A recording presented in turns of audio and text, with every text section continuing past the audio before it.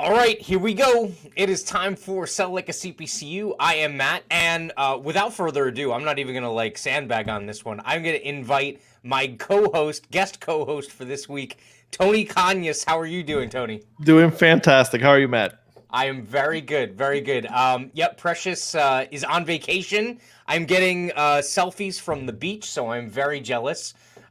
Tony's about to go on vacation, so I'm doubly jealous. But before we get into it, make sure like, comment, subscribe, share, hit the notification bell, retweet. Please share this out there so you can broadcast this message and we can get a little bit of help with the algorithm and the search and all this other stuff. So for this week, we're going to be talking about something very interesting, but do you want to talk about the top hat now, are you going to work it into the conversation? So there are two reasons why I chose to wear the top hat today. I think it's its first public appearance. Reason number one is because this is what I'll be wearing in Orlando. So if you are going to the annual meeting, you'll get to see me not only in my usual Superman stuff, but also in this beautiful top hat. I've always wanted a top hat. Finally bought one this year. Number two reason I thought it was really appropriate is because a top hat, one of the things I like about it, a top hat is an anachronism.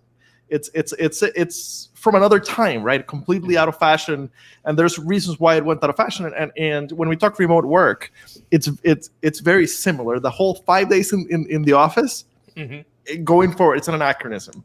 When it comes to white collar work, especially high demand, competitive environment like we have had during insurance for the last several years and likely to continue for a long time, it's an anachronism. Quite simple. If you're going to force people back into the office 5 days a week, you're going to lose talent. Yeah. So my first question is, will you also have a cane? No, I have not found the cane that I really like. So no cane, no monocle. No monocle. I'm going more for the slash look. Yes. Oh, yes. Yeah, definitely. I can get on board especially with that. to go with the long hair. Yes. Yeah. No, I can get on board with that. That's good. That, and I guess the cane doesn't really fit the anachronism piece because, I mean, technically canes still have a use, right? Like, at least partially have a use, right? But so that's an interesting thought. So I think the way you pitched this to me or originally posed it was the idea of juxtaposing the insurance carriers and insurance agencies. Correct. So as we've gone into this unexpected COVID world, and now starting to look at post-COVID world, one thing that I have been shocked by is how well the carrier side has adapted to the new remote world. Yeah. Right. And I see this in my day job every day. I provide staffing to insurance organizations, mostly carriers, and all of a sudden, like at the drop of a hat, all of a sudden, most of our clients are much more friendly to remote work, right? And it was one of those things where I've said for a long time, if you're an insurance organization and you don't offer a decent amount of remote work, and right before COVID, in my mind, that meant 1 or 2 days a week. If you're not offering at least 1 or 2 days a week, you either have bad technology or bad management or both, right? So what happened, at least on the carrier side, is they were forced to, right? Everybody was sent home Thursday, March, I can't remember the exact date last year. 14th, 15th, something like that. Yeah. Something like that. But basically, everybody got sent home and then told not to come back. They invested very quickly into getting IT ready so that everybody could VPN at the same time. Yep. And it worked. That Friday, everybody in the industry worked from home and they were able to do their job, right? Yep. So for the next few weeks, thinking it was only going to be a few weeks, for the next few weeks, the wheels of the industry continue turning without too much trouble, right? And I've had this conversation literally with hundreds of business unit leaders, and they all say the same thing. We held our breath, and it worked. And now we're, a few months in, they started realizing not only did it work, people are more productive from home, right? You're in the Northeast, and my territory happens to be the Northeast, even though I live in Atlanta. I know so many executives that have 2-3 hour commutes. Yeah. Right. That live in Massachusetts, live in Maine, work in Massachusetts, kind of thing. Yep. And the next generations are just not willing to do that, and it's lost productivity. right? Yeah. That hour and a half, 2 hour commute is literally lost productivity. Remote people, you get up, you shower, you're working, and then at the end of the day, you make dinner for the kids, and you might sit down and work a little more because it's right there, Yeah. right? So by September of last year, the Jacobson Aon survey of insurance hiring, I was shocked. 50% of carriers saying they would have more remote people going forward post-COVID, and 75% saying that they'll have more flexibility for in-office people. So on the carrier side, they're just doing a fantastic job in figuring out the new world. And on the other hand, on the agency side, and again, the work that I do for agencies tends to be CSRs, account managers. We don't do producers, but there's a and I don't have numbers to show it because we don't survey insurance agencies. I wonder if like Big I has surveyed insurance agencies, but they seem a lot less willing to let people permanently work from home more. Yeah. Permanent is a different, like, I don't know if I would say they're less willing to kind of like build it in on a permanent basis. I think what they're worried about is I don't think they ever want to go full remote again, right? So they're battling with this this idea where, okay, if we give people the ability to work from home, it's always been this like, time card, like, punch the clock kind of issues. It always has been, especially with service people. They don't care about it with salespeople because the numbers speak for themselves, right? Like you either sell or you don't. And so what do I care if you're spending 30 minutes a week on sales if you're one of the top sales performers, right? But it's always been with the service people where it's always been this very kind of like authoritarian, you got to punch the clock. Like we need to know where you are every second of every single day. And I think they're battling with that because with an underwriter, it's the same deal, right? Like an underwriter assistant, like you can see the work product come out of it, and it's very easy to track and equate to compensation and things like that. With a CSR, sometimes it's a little like you can track things. I mean, like something like Neon shows you activity, it shows you productivity and things like that. But not a lot of the agencies have invested in agency management systems that are that sophisticated, right? It's a very rare agency nowadays that has something like a Neon that is tracking so many of these data points in the servicing side of the book of business, and especially as it relates to the carrier, right? Because like there's always been this skepticism where the agency is always like trying to, the carrier saying you don't send us enough, and the agency is always looking for this data to be like, we sent you like 15 things and you didn't give us any quotes or anything like that, right? It's always been this defensive kind of thing. It's the same thing with the CSRs and whatnot. They're almost feigning ignorance in a way where they're like, oh, well, how are we supposed to know what the CSRs are doing? And you're like, well, you have really powerful software systems. If you just use them, like you'd be able to tell, right?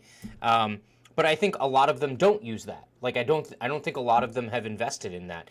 Nor do I think, or I think maybe a lot of them also assume that it's really expensive. So like everyone will look at the carriers and be like, of course they were able to do it. They could spend billions of dollars on new software and just implement it really quickly, which isn't true. I think the number of software packages right now that are available to agencies is, and they're not $1 million systems. They might be thousands or tens of thousands of dollars, but they're not on the order of like some enterprise-wide system. So anyway, when I said, data tracking, you seem to like jump off of your chair. So how did that resonate?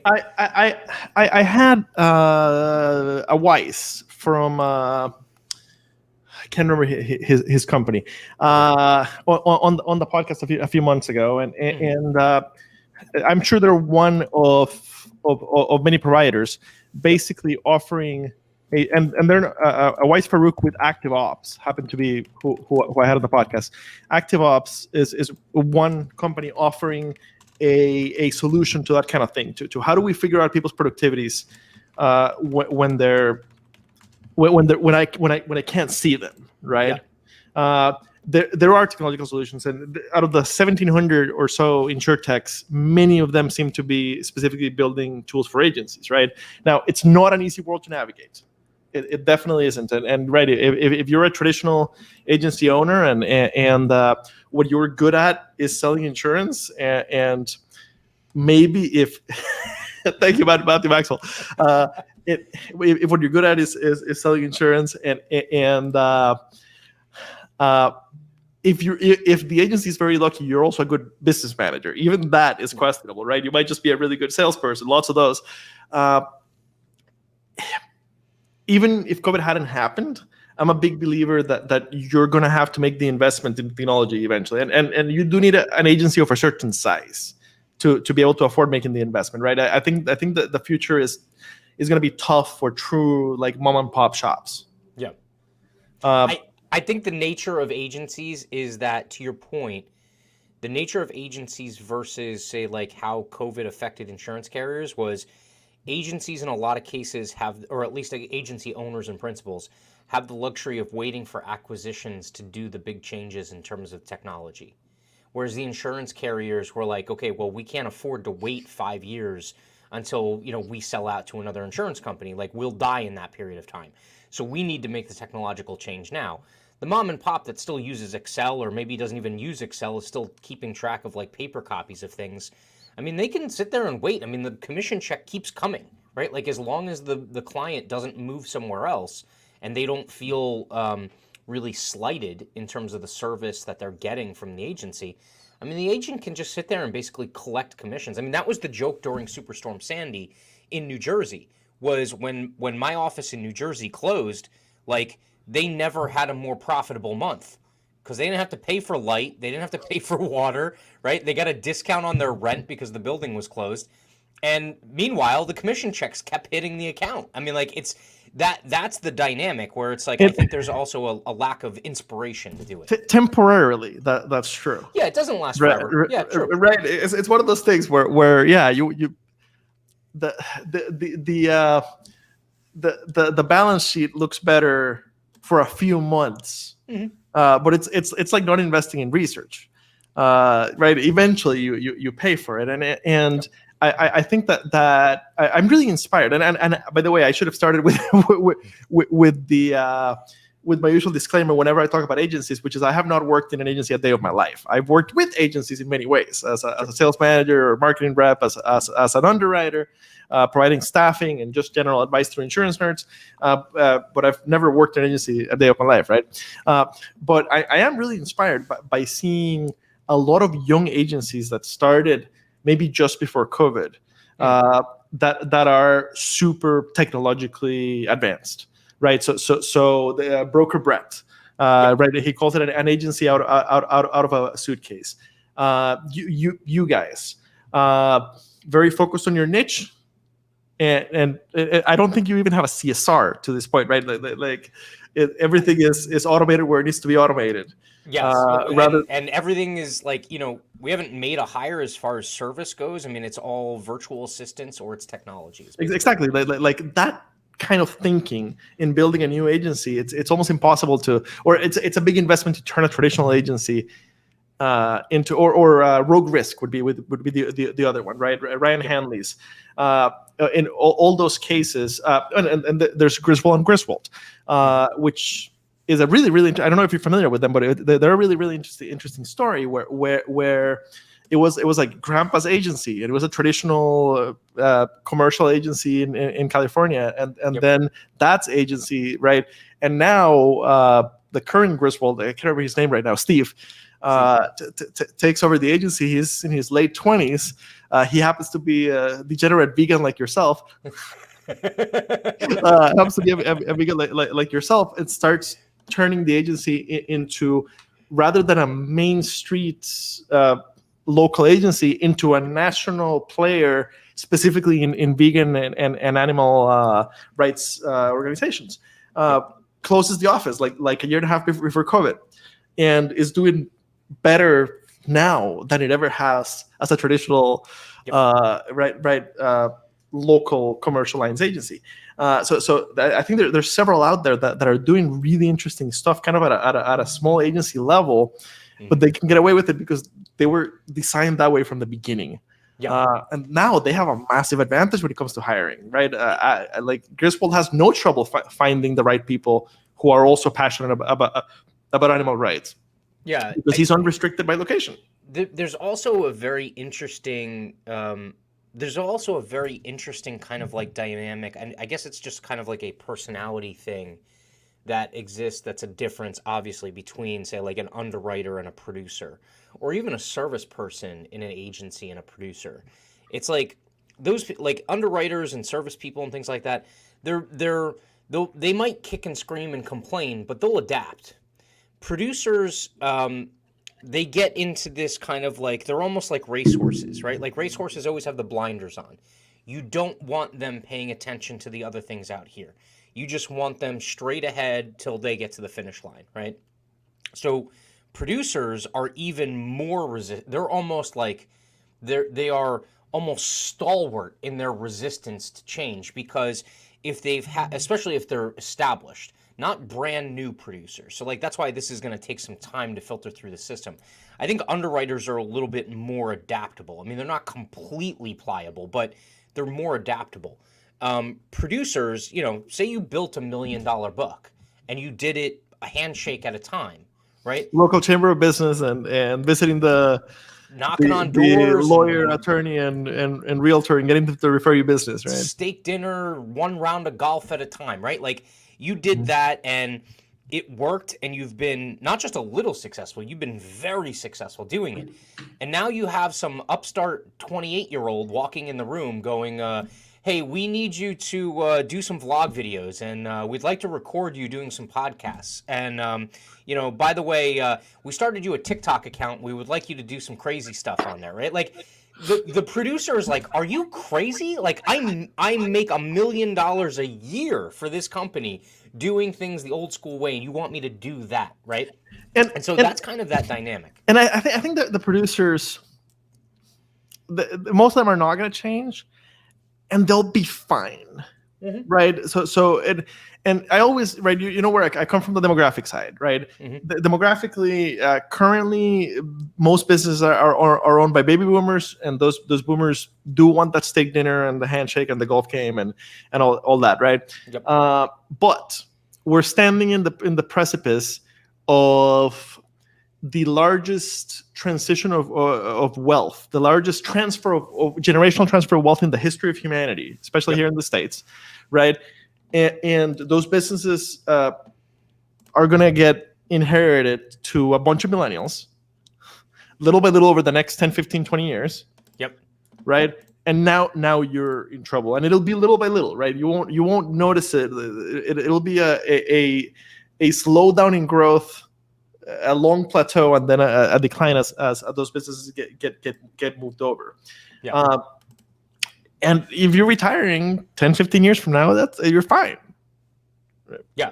You're fine, right? And if you think about it, that's the dynamic, right? Like as long as the commissions aren't going to fall off a cliff, there's no real like impetus to change. I mean, COVID was, if the insurance carriers didn't change, it was an extinction level event, right? Like if they decided to just not change for 12 months, dude, your insurance company is done. Like there's no way they would be like, they continually have to, I mean, at the very least, you take a gigantic haircut out of your market share from that standpoint, right? Whereas with an agency, I didn't see too many, like every single one of the brokers I talked to, like, my mentor, my competitors, I talked to all of them, and I'm like, what do your sales look like? And they're like, I mean, we talked about this offline before we even started. I mean, the pipeline, whatever you had in the pipeline, some of the stuff fell off because they weren't open. And then some of the stuff closed because you had already set those pieces in place ahead of time, and it was just the follow through of the pipeline. And then the question is, all right, well, what's coming in next? And I don't think there was a lot, I mean, economically, there was a lot of question about what the future was going to look like, right? So I don't think there was a ton of people like looking to make gigantic changes in terms of starting a big operation or something like that. In fact, I think you had many instances where it was more like you were involved in wind downs than you were really in starting new ventures. But from that standpoint, a lot of them were doing this analysis, and they were like, all right, well, if my book never grows another penny for the rest of my career, am I okay? Right? And some of them were like, I'm kind of screwed because I'm at like that inflection point where, I once it gets bigger, I'm good and I've laid the groundwork, but I'm not there yet. And then other producers were like, look, I could sit back and read the paper for the next 10 years and I'll be fine, right? Like, as long as I just kind of like make a phone call every so often to keep the wheels on the bus. Retired on the job. Yeah, yeah. I mean, and quite frankly, like, I couldn't blame them. I mean, the book is throwing off like a ridiculous amount of money for both them and the agency every single year. I can't blame you if that's your perspective, but there's no real impetus for change. So the question then becomes, all right, you have the young upstart producer, or you have the one that's kind of like at that inflection point, right? How do you manage with one foot in both worlds? Right? Like how do you manage with the dead set producer on kind of wearing his top hat and reading the newspaper, and the new producer who is like, let's do something new, like let's start a podcast, let's get out there and do some like guerrilla video on the street and actually like get some views and some content up on the online, or like blog posts that are SEO optimized. It's really difficult because you're also having to take a finite amount of capital expenditure, right, and dedicate it or weight it between those two. And you do run the risk of like, all right, if you don't kiss the ring enough of the established producers, okay, they'll find a way to torpedo you, or I mean, hell, people don't want to act like this happens. It happens. So producers get pissed off. They leave, they have a non-compete, and they're like, to hell with your non-compete. I'm just going to sign all the business, and then we'll go to court and decide on a number in order to pay. Generally, off, right? they don't stand up, yeah. No, I mean, like, even if it's ironclad, it's still not ironclad, because what, the court's going to require you to give the accounts back? No, you can't force the insureds to move their account back, right? So that being said, like, it does happen. So you are kind of balancing those competing objectives, and you have finite assets. That's why I say like that the cycle where it's the consolidation cycle actually does a lot to increasing the technological proliferation throughout that part of the industry, is because the mom and pops are forcibly brought onto the acquirer's platform. And I think it comes down to how much do you care about what happens to the business after you're gone, right? If you're perfectly happy to sell it to a Gallagher or an Aon or even a medium-sized player, then yeah, like go ahead, right? So I work for not an agency, right? A staffing and executive search firm, but roughly the size of a larger agency. I'm sure it operates agency-like, right? And 80 employees, family owned. That's the piece that's similar, family owned, right? I am very thankful that the name of the business is the name of the two brothers that own it, because the day they decide to retire, that I believe that they'll keep that in mind, right? That they'll want to make sure that, I mean, they'll retire rich no matter what, but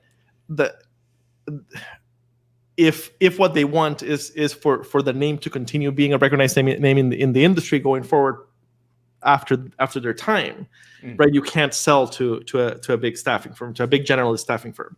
So I think it's similar for agencies, right? If the agency has your name on it, and it's a stalwart member of the community, do you care about that continuing? Are you okay with it selling off? If you care about it continuing, I would say you have to make those investments. You have to make those technology investments, and you have to give a significant amount of rope for the young producers to go crazy and try crazy stuff to see what really works going forward.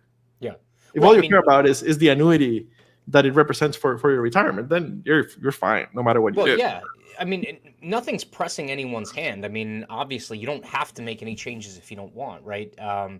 Especially if your name's on the placard or whatever, right? But to your point, and this is something that we talk about all the time, is this applies to the CPCU society. It applies to larger organizations, right? Like you have an employee base that's, I mean, they're all stakeholders, right? Like they care about your organization, because if it's not there tomorrow, they're out of job, right? And that pays for their groceries and their rent and things like that.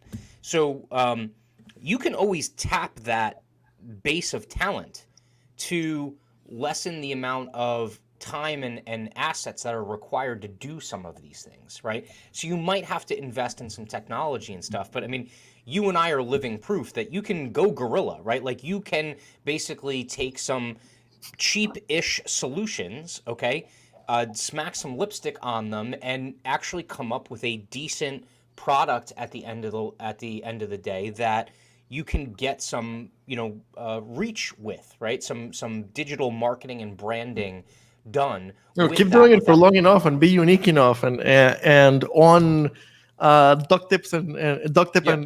and gum and dreams, Well, you can could get I some real can reach. I would love to, like, I don't want to turn this into a ranting show or anything like that, but I come across all of these producers and all of these agencies that think bringing in one of these firms that just gives you like curated content, right, is going to like give you some digital presence and some interaction and stuff. And I'm like, one out of maybe 1,000 of those firms is going to give you anywhere near what they're charging you for that. Well, Most of them are just grifting. Like they're just going to give you canned content that's not going to do anything. yeah, the younger client especially can Yeah. smell through that stuff in a second, right? Yeah. It's that simple. Why is Insurance Nerd successful at attracting and retaining young talent into the industry on almost zero budget? And Insure My Path had a $5 million budget, and I've never met a single person tell me that they're in insurance because of Insure My Path. Yeah. Because you can smell that it's marketing, right? Yeah. It's very, very odd. Oh, thank you for showing the YouTube channel that I have been neglecting horribly for the last 2 months. There is a lot of great content in there. There is. And I can't tell you how many. So I do chatwithtony.com, right? Where anybody can grab time on my calendar to have a free career conversation about insurance. Yeah. I always start by asking them, how did you find me? Lately, the last year, all the young ones found me on YouTube, right? With zero budget. How is it that I am the premier provider of insurance careers content on YouTube? Like, how are the big guys missing out? Yeah. Well, it's because they just here's the other dynamic about this that makes it really difficult. The process of it, you're not going to see any results for probably a long time, right? And so in sales cultures, like they might have a little bit of patience, but that's about it, right? Like they don't have a lot of patience. I love Hanley's story, Ryan Hanley's story about making videos for his wife's family's agency, and how, number one, making the video is what taught him the technical aspect of insurance, right? He was new, so he had to spend time studying each topic before presenting it. Number two, you learn by teaching, and number three, you never know which of the videos is going to bring you a ton of revenue. But you do it for long enough, and that's exactly what he found. Right, one specific, right? He made a couple hundred videos. There was one of those ended up bringing in, a ton of business. He couldn't have possibly predicted which one. Yeah, you just got to keep doing it. The thing is, I think it was disability insurance. I think it was the disability insurance one. It's a fantastic story, right? Yeah. And that's the thing. You have to have a process to do it. Right? Why was I able to produce a video a day for several months, and now it's been 2 months since I've made a single one? Because I got lazy on the process, right? I took a trip home to Costa Rica, didn't do it during that week, and then just haven't gotten back to it. But if you have a good process in place, it's actually quite easy to produce a ton of content. You have to enjoy doing it, right? But then again, if you are a producer, you are either in the disc profile a high I or a high D, or both a high D and a high I. If you're a high I, you'll enjoy making the videos. If you're an extreme high D and you're just a very type A personality, just get it done, and you don't care about the relationship piece, then don't even. That's just, it's not going to be your thing. But many producers are high I's, right? The thing is, they're measured, they're paid on sales today. So you have to have that long-term vision, right? The beauty of the cards that I play with is I have a 30-year horizon, right? I need to bring in a decent amount of sales for Jacobson. but I can, since I'm salaried, which most producers are not, especially after the third year, I can play the very long-term game, produce content that it doesn't matter if it brings business this year or next year, the following, or 10 years from now, as long as it eventually does, it was totally worth it. Yeah. Yeah. I have that time horizon that. Well, and to your point, one of those pieces of content also might not even hit for 6 months, 12 months. I mean, hell, 5 or 10 years. Like, I'm pretty sure there was content that had to do with, systemic pandemic risk that was written or put out there by someone 5 or 10 years ago, right? And it didn't really hit until now. Or Yeah. every single time, That like is there's a like great a example. swine flu or something, right? Like it spikes and then it falls back down, then it Yeah, spikes. Right? there are guaranteed to be a few people out there who made a ton of money speaking and getting interviewed for the major networks last year. Yep. Who, Fauci, right? Yeah. He's a public servant, but the idea remains, right?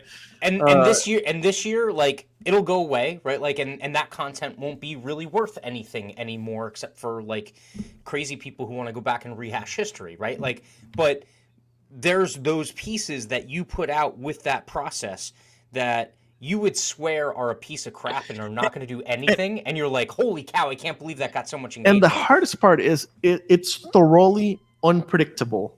Yes. Which one and when. My biggest client at Jacobson is a reinsurance company in reinsurance and commercial insurance in your neck of the woods, who I connected with for the first time back in 2017. Because a friend from the CPCU Society, a friend from the CPCU Society that I had met at CPCU leadership, called me and asked me if I'd speak in Miami in a conference. Right? They couldn't pay travel, they couldn't pay a speaking fee or anything. And I'm like, yeah, Miami's a quick flight, fun weekend in Miami, no problem. Yep. And that started the relationship with this company that is now my number one client in my job. I wasn't even at Jacobson yet when that first conference happened, right? And there were many middle steps that kept growing the relationship, but it was thoroughly unpredictable. And that's the thing with sales in our world. And I'm sure, like I said, I've never sold an insurance policy in my life, but I'm sure it's similar, right? You have no idea who you connect with today, or who, in the case of content, feels like they connected with you, even if you haven't talked to them directly. Yeah. Right. No, and then they have a need 3 years later, and you're the first name on their mind. Yeah. And that's where being a niche agency is a big advantage, right? Like in your world, in public entity, you put content out about public entity, eventually you'll get bites about public entity. Yeah. And it's and again, it's also like a lot of people have these misconceptions, like they all think they're going to be PewDiePie or like Mr. Beast or something like that. Okay, first of all, it's not going to happen in insurance for any good reasons. Okay, you might become very watched for bad reasons in insurance. It's not going to be for good reasons. Okay, so but the second dynamic is like you don't need tens of thousands of people to watch your content. You need the right couple hundred people that are your prospective clients in your target market, right? And so that's the other really difficult thing is, like, say you're starting off and you're investing the time and the resources and everything like that to get this going. And if you're not getting any engagement in the beginning, it's really tough to continue to be like, all right, we have to keep putting out quality content, because a lot of people will fall into this dynamic where it's like, oh, well, I'm just doing it to get it done because I'm probably not going to get any hits on it immediately. Maybe it will in the future. So let's just get it in the can and get it distributed, right? Like, so it's really tough to kind of like keep that eye on quality, and not just quality, but continuing to like keep up with the quality, right? And like, whatever it is. I mean, you just went through a technological upgrade in terms of your camera and lighting and stuff like that. People really have to continue to like, all right, well, what can we tweak? How can we make it better? Because when that thing does pop up in popularity in 2 or 3 years, they're not going to care that it's 2 or 3 years old if it looks like junk, right? Like, or if it looks good. If it looks like junk, right? Even if it was 2 or 3 years ago, they're not going to give you the benefit of the doubt. They're going to be like, wow, this looks like trash. I'm going to go on to the next one, right? But so you have to keep a pretty decent high level of quality as well, the stuff that you're putting out there. Um, Let me ask you this in terms of, so like, that's like the digital marketing and sales aspect of it. What about, the internal workings of, say, like the servicing of the accounts? I think that some of that was trending towards, more remote or self-service and things like that. You made one remark earlier that I think we could dig into. It's that the insurance carriers, because they're really good or have been good at this transition, they're starting to kind of maybe question the relationship between the carriers and the broker, and how that dynamic works. How do you see that playing out? I mean, I don't.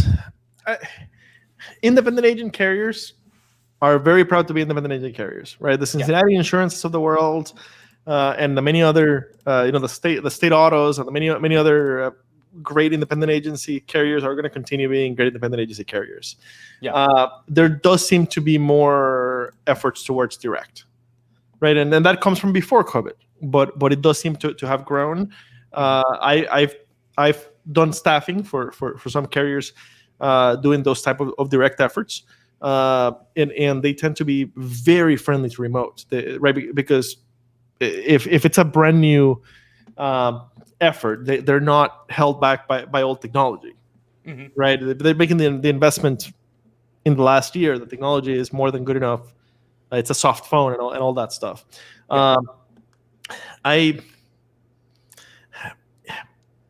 do wonder if a really old-fashioned broker is losing carrier support. I don't know. I haven't seen it. I haven't seen it, right? But if I was Nationwide, do I rather be in really good terms with Bold Penguin and the millions of dollars of business that they're moving around? Or do I want to be in really good terms with, the local agencies? Well, Nationwide's a bad example because they used to be exclusive. But if I'm Cincinnati, right? I don't know. I probably want to play both. Right. I probably want to play both for a while. I would think that the carriers might actually be a good pressure point for the agencies to change. Or maybe not even just a pressure point. They might be a good option to facilitate that change, right? Like, that's the other thing I don't think people truly understand about especially with independent agencies. Independent agencies are offered a lot of carrier support, especially if they're a producing agency for that carrier. And so that carrier support will offer them, before like open API architecture was a big thing, there were still agencies that had essentially a backdoor into the carrier systems where they could automatically upload accords or risk information in order to streamline the quoting process. It wasn't common, but it was definitely something that they were willing to work with the agencies on in order to, streamline and reduce as much friction as possible, especially because it was an agency that had shown, continued results and obviously a strong, kinship to the carrier that was making that investment in, helping that out. So I think that the carriers might also end up looking at this situation and saying, all right, well, some of these agencies aren't up to speed. Hopefully they're going to give some focus and some preference to the agencies that are stressing this in their business model as they grow, right? But in addition to that, I can also see them going to some of these established agencies and saying, like, look, let us help you out. Let us at least share the cost or the burden, and let's see what we can work out together. And so if that's Bull Penguin, it's Bull Penguin. If it's a one-off solution, it's a one-off solution. I am seeing that a little bit. Recently, I attended a travelers session from the Travelers Institute, and about personal lines insurance and then the future of personal lines insurance distribution. It got a little salesy towards the end, but I was fairly impressed at what Travelers is doing to help their agencies modernize. It does appear that, and if Travelers is doing it, I'm sure many of the other carriers are doing it too. Oh yeah, yeah, and I mean it's in their best interest, right? It's like it's that mutual benefit idea, and so some of those agencies might otherwise not make that step, or if they do, they wouldn't go as far if they didn't have the carrier support, or even just the carrier kind of like holding their hand in the process to get them there and like I offering them would technical think, support. and again, I've never worked in a broker, but I would think that my favorite carriers vetting, like if I put myself in the shoes of an agency owner, or I get calls from agency owners every once in a while, and okay, I'm ready to invest. Mm-hmm. There are so many options out there. Mm-hmm. Right? What's actually going to move the needle for me? I have no idea, right? But Yeah. if you're, if you have a trusted carrier, a State Auto or Cincinnati Insurance, or if you have a trusted carrier that 50% of your book is with, Mm-hmm. and they're partnering with different technology companies and giving you a better idea of, hey, we've vetted this. It works. It's producing results for agencies that do a lot of business with us. It's an investment, but right, like successful agencies have a ton of money. Yep. It's hard to figure out, right? Your expertise is not, you're not Ryan Dietz, right? Your expertise is not the technology side of the broker world.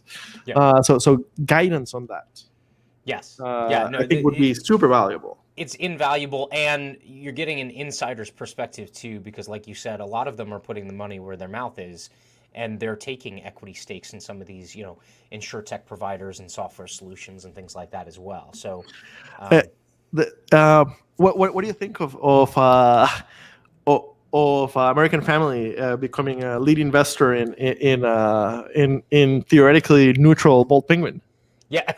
It's not been a few months, but since you talked about taking equity stakes in insurtechs. It's going to be interesting to see how those things pan out, because, I mean, you're talking about essentially an insurtech solution that's supposed to be an exchange, right? And they were all about we're neutral, right? That was their whole model, or a big part of the model. Let's look back at history, right? So something like a YouTube, right? YouTube was supposed to, and it has for the most part, but in the beginning, it was really there to democratize content, right? Like you didn't have to be a big major network in order to have a TV show, right? Like everyone gets a TV show. And what happened was in the beginning, when YouTube first started, the organic search and the organic reach was so easy. Like if you talk to a YouTube creator, content creator, who is there right from the get-go, they would tell you that those first sets of videos, they went really easy. Like you just had to post them and they went, right? Now, also you're talking about less noise, so maybe there was less noise to contend with.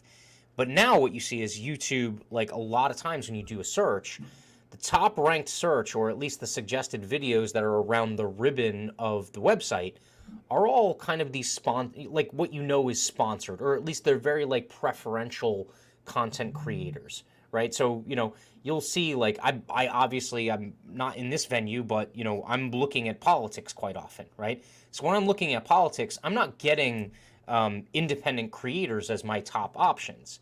I'm getting the typical Fox, MSNBC, CNBC. Like, they're the ones getting there because they have money in the game. There's a partnership there, right? So that's the question, is if you have a carrier that's now, partnering, at least in terms of the equity share on the back end, does that mean that now all of a sudden they're going to be first in the search all the time, right? Like, are they always going to be kind of like the de facto, and then the other carriers have to fall in line afterward?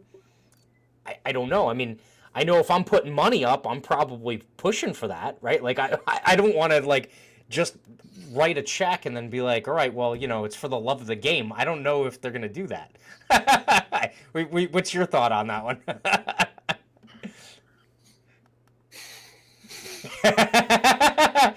You don't have to incriminate yourself. You can plead the fifth. I like Bolt Penguin. And by the way, Precious is absolutely right. Agents are not going anywhere. Never meant to say that, much less in ENS. But in small business, in small commercial, a lot of small commercial is likely to get swallowed by direct players. And same thing with personal lines. Yep. Now, middle market and more specialty business, definitely. I like Bold Penguin. I like them a lot. I hope that they are able to remain truly independent. And I have no inside knowledge, but I hope that they're able to remain truly independent. I think that if the other carriers start feeling that American Family is having a significant advantage, they'll start looking for other options, right? Is there another option right now? I don't know, but they'll start looking for other options. So I do hope that they manage to, that American Family is smart enough to they'll have to navigate that balance, because quite frankly, no one has a monopoly on innovation, right? So what Bold Penguin has done is obviously, I guess, like unique in the moment, right? Or they have an advantage because they're maybe not first, but they are the most prominent that's doing what they're doing right now, right? Yeah, they pulled it off. The question becomes, could someone just reverse engineer what they did?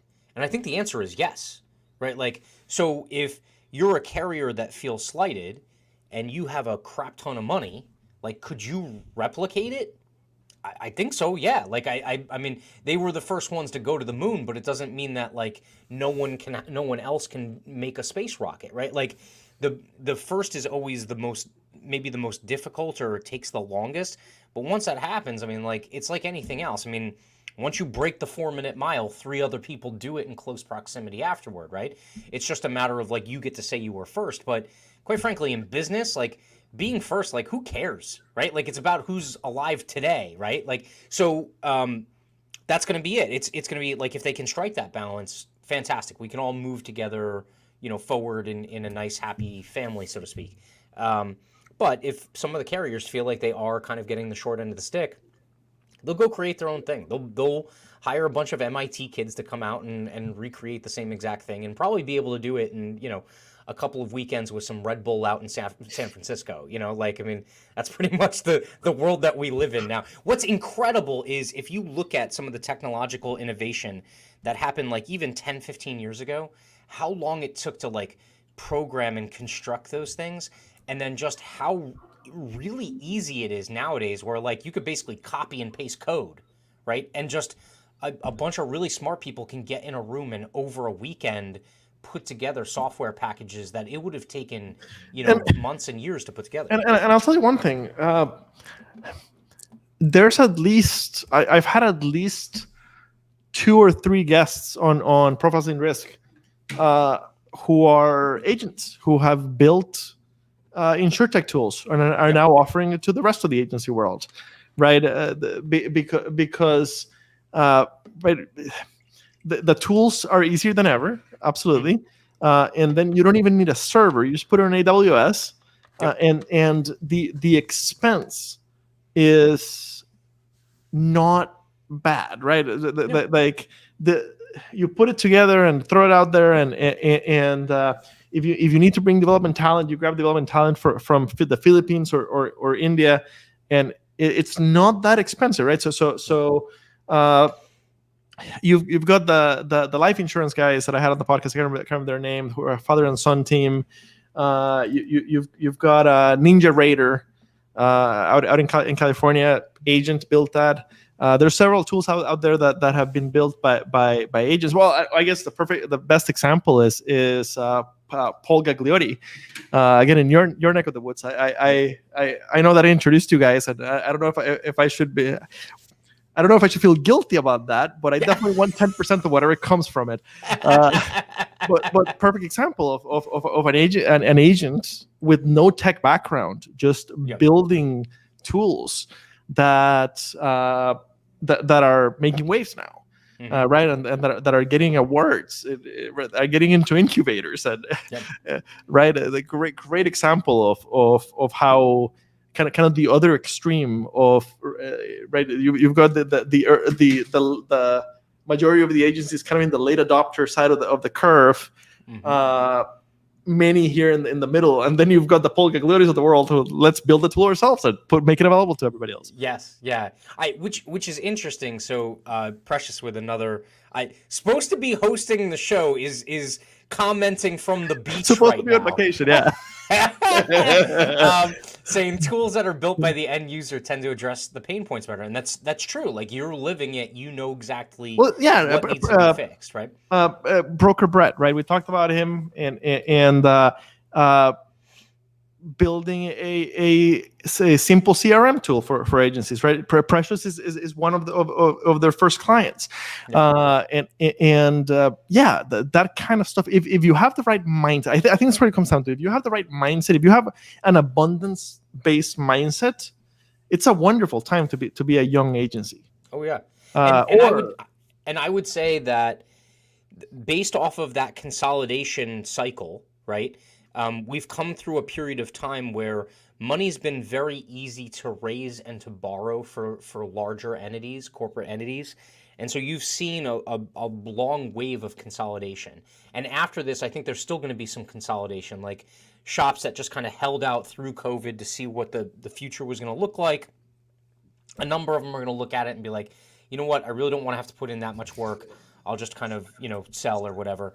But I think that next wave of new startups, that's where the groundwork gets laid by these brokers and these insurtechs that are solving solutions over the last 4 or 5 years.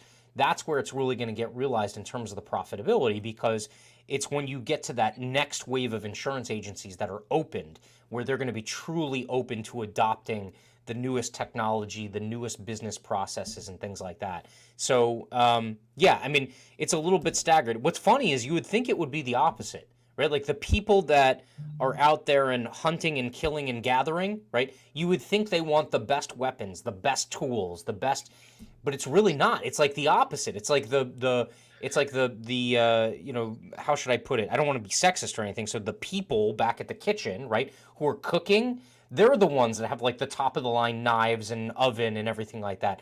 Whereas like the hunter and gatherers are like running around with like, sticks and spears and stuff like that, still trying to do that on their end. It's really weird. Like it's a strange dichotomy. And then there's like an 8-year-old running around with like a submachine gun who like, brings home all of the food. It's like, it's really crazy environment. But I would have thought that brokers would have been the first ones to jump, and it actually turns out that they're extremely conservative. Like conservative in the sense of not wanting to make mistakes, right? Which is really weird, because I've heard some brokers say some really crazy stuff to prospects. They weren't worried about making a mistake then, but they're definitely worried about making a mistake when it comes to what agency management system they convert to or don't convert to. It's crazy, but. And Precious is definitely a hardcore insurance nerd. Precious, I can't blame you. And you're the host of the program, so I definitely get it. I'm just a fanboy, and I'll be doing the same thing next week from Aruba. Matt, I'm curious. Go ahead. What do you think? We're running out of time here, but what do you think of the stock market performance of kind of the big name insurtechs? So the Lemonades, the Roots, I don't invest in single stocks ever. Yeah, I'm an index kind of guy, and I believe that the stock market is the wrong measure to measure somebody's success. But what do you think of the beating they've been taking lately? So I think, like with anything with finance, first of all, full disclosure, we don't give investing advice. In any way, shape, or form. Yeah, don't buy or sell anything on my recommendation. It's a really strange time in the markets, because you've had, like I said, a lot of easy money for if you have borrowing capacity. So there's been a lot of easy money. It's very much a tale of two cities, right? It's like if you can borrow, you can get your hands on as much as you possibly could ever want at low interest rates. The people who can't borrow are obviously not able to, because of the circumstances and the dynamic of the last 12 to 15 months. So like the Lemonades and things like that, I don't even know what's driving the price lower right now. But what I do know is most people are anticipating higher interest rates in the near future. And so, They can't go lower. yeah, well, yeah, I mean, they technically can, but let's not even go there, right? Like that would be like, that would be, that would So, be like the Fed unilaterally instituting UBI, but so what you were saying is in 4 minutes you can't explain negative interest yeah. rate. I'm kind of disappointed.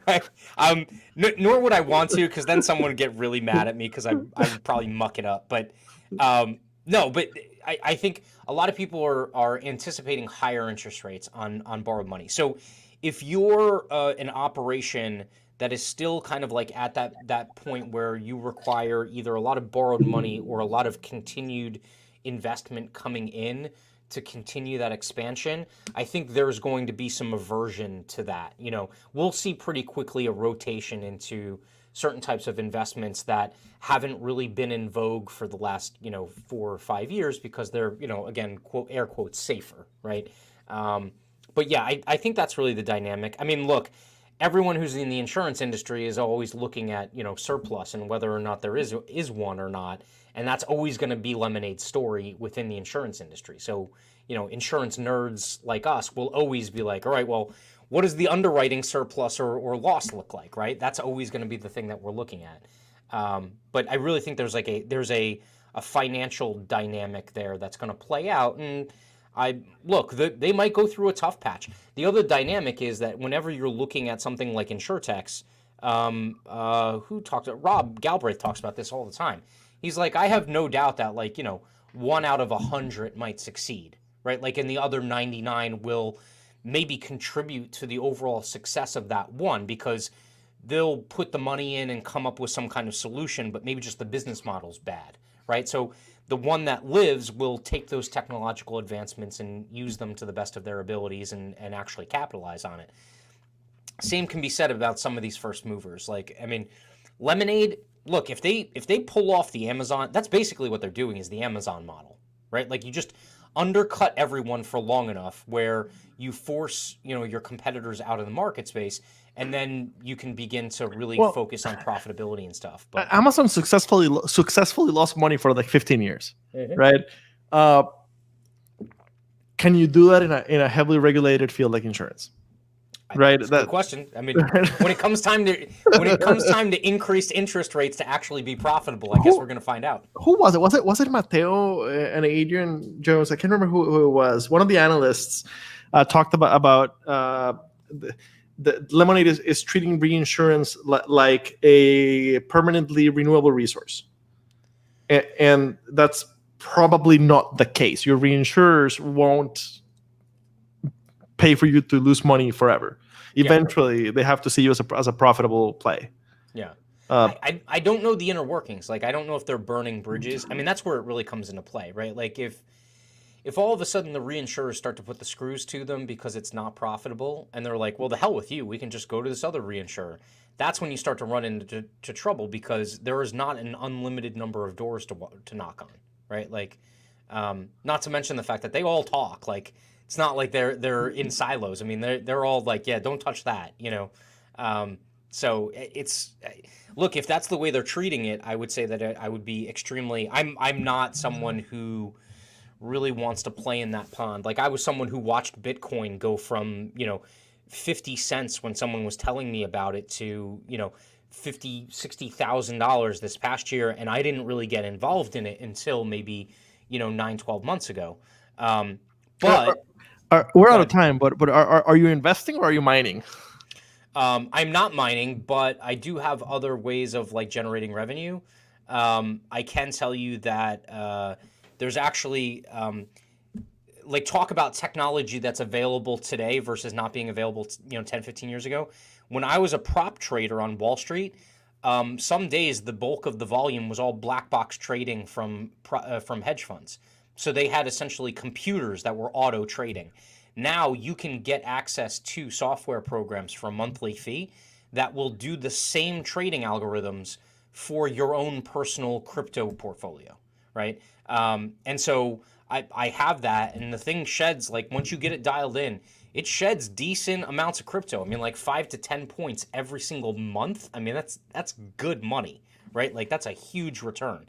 But yeah, so I was very late to the crypto thing. But so from the InsurTech standpoint, I always kind of like take that wait and see attitude, because I know that, you know, those 99, you could think they're a sure thing, and then they blow up or something. So you take the wait and see attitude, but you run a very, very modern agency. I do. You can take that wait and see attitude. I do, but you know, I'm always vetting, right? So like, I just don't see like the shiny object and then run after it. I'm gonna ask, like, does it work? Like, does it actually do what it says it does?